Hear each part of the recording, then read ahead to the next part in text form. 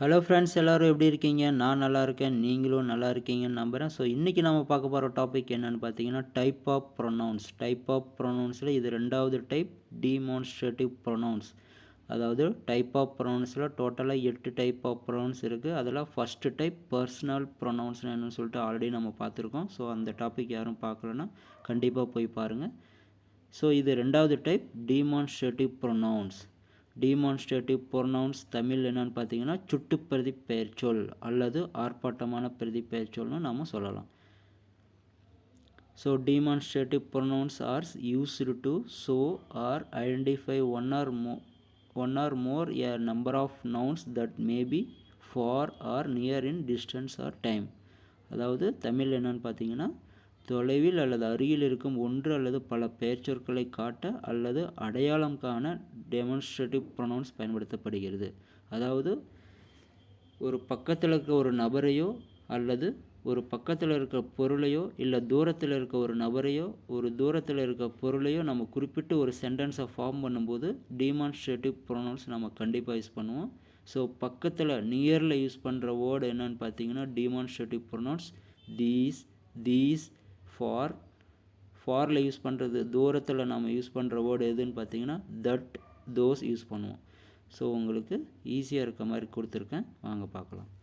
இப்போ டீமான்ஸ்ட்ரேட்டிவ் ப்ரொனவுன்ஸில் singular and plural 2 இருக்குது. So சிங்குலரில் பார்த்தீங்கன்னா நியரில், அதாவது அருகில் நாம் ஒரு இருக்க மாதிரி ஒரு சென்டென்ஸ் ஃபார்ம் பண்ணும்போது எப்படி யூஸ் பண்ணுறோம்? சிங்குலரில் தீஸ், இது யூஸ் பண்ணுறோம். ப்ளூரலில் தீஸ், இவை யூஸ் பண்ணுறோம். ஃபார், தொலைவான தூரத்தில் நாம் சிங்குலரில் ஒரு சென்டென்ஸ் ஃபார்ம் பண்ணும்போது தட் யூஸ் பண்ணுறோம். தட் மீன்ஸ் தமிழில் அது. ப்ளூரலில் தோஸ், அவை. தீஸ் மீன்ஸ் இது, தீஸ் இவை, தட் அது, தோஸ் அவை. சிங்குலர்னா என்ன, ப்ளூரல்னால் ஆல்ரெடி உங்களுக்கு தெரியும். ஸோ நியரில் யூஸ் பண்ணும்போது நம்ம என்ன பண்ணுறோம்? தீஸ் யூஸ் பண்ணுறோம்.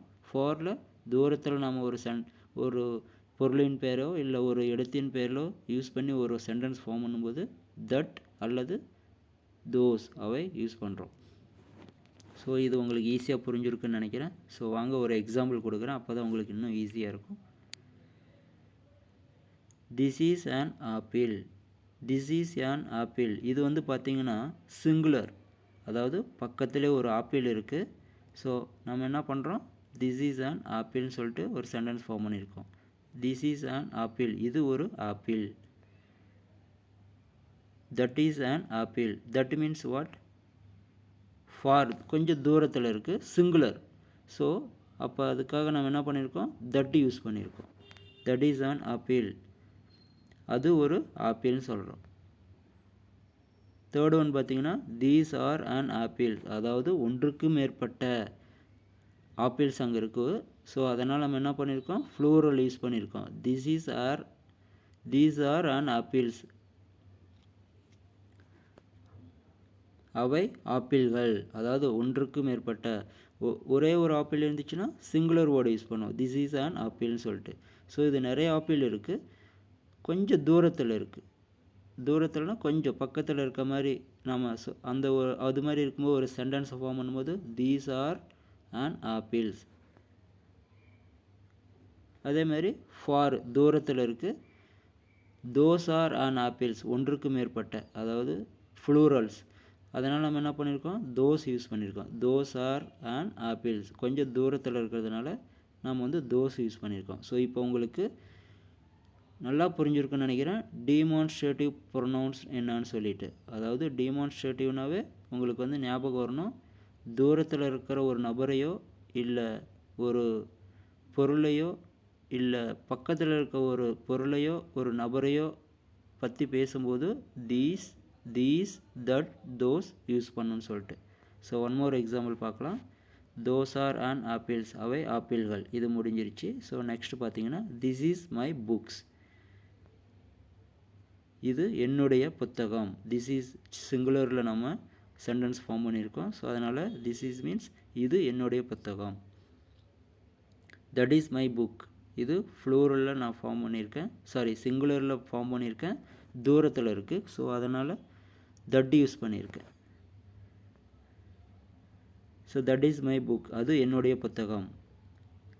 தீஸ் ஆர் மை புக்ஸ், இது நிறையா புக்ஸ் இருக்குது, அதனால் ஃப்ளூரலில் நம்ம சென்டென்ஸ் ஃபார்ம் பண்ணியிருக்கோம்.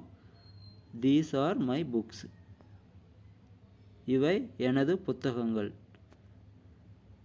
தோஸ் ஆர் மை புக்ஸ், அவை எனது புத்தகங்கள். ஸோ உங்களுக்கு கண்டிப்பாக இந்த டெமான்ஸ்ட்ரேட்டிவ் ப்ரோனவுன் என்ன சொல்லிட்டு கண்டிப்பாக 100% புரிஞ்சிருக்குன்னு நான் நம்புகிறேன். ஸோ அடுத்த வீடியோவில் டிஸ்ட்ரிபியூட்டிவ் ப்ரோனவுன்ஸ் என்னன்னு சொல்லிட்டு டீப்பாக கொடுக்க போகிறேன். ஸோ கண்டிப்பாக மிஸ் பண்ணாமல் பாருங்கள். ஸோ யாரும் பர்சனல் ப்ரோனவுன்ஸ்னால் என்னன்னு சொல்லிட்டு பார்க்கலனா கண்டிப்பாக பர்சனல் ப்ரோனவுன் என்னன்னு சொல்லிட்டு கண்டிப்பாக போய் பாருங்கள்.